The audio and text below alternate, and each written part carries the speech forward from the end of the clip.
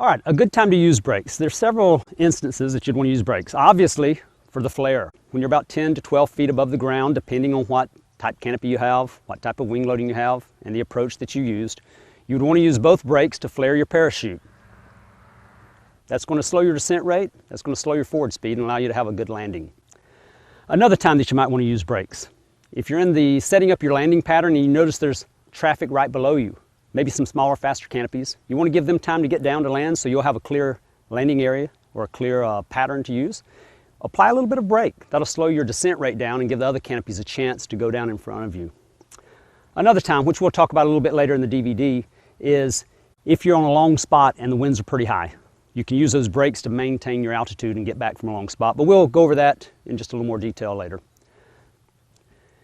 And then lastly, if you find yourself a little lower than you anticipated on your base leg to final, you can make what's called a brake turn, meaning you go in a quarter to half brakes and then do a slow turn so that you slow your descent rate so that you don't have the pendulum effect that you would have if you did a full brake turn.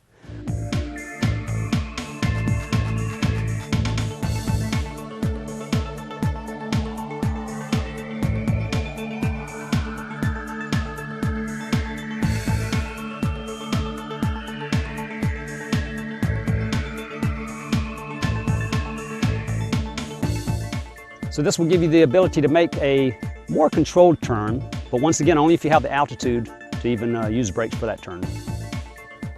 Next, we're going to talk about rear risers and when you might want to use some rear risers to control your canopy. Know that using the rear risers, you can steer your canopy instead of the brakes. Reaction time is a little bit slower.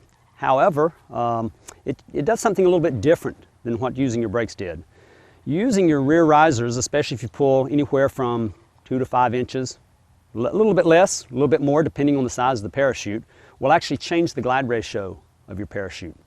What this does is it gives your canopy a better glide ratio without slowing down your canopy's forward speed, meaning you will maintain most of your forward speed and also develop a little more lift than you would if you were using brakes.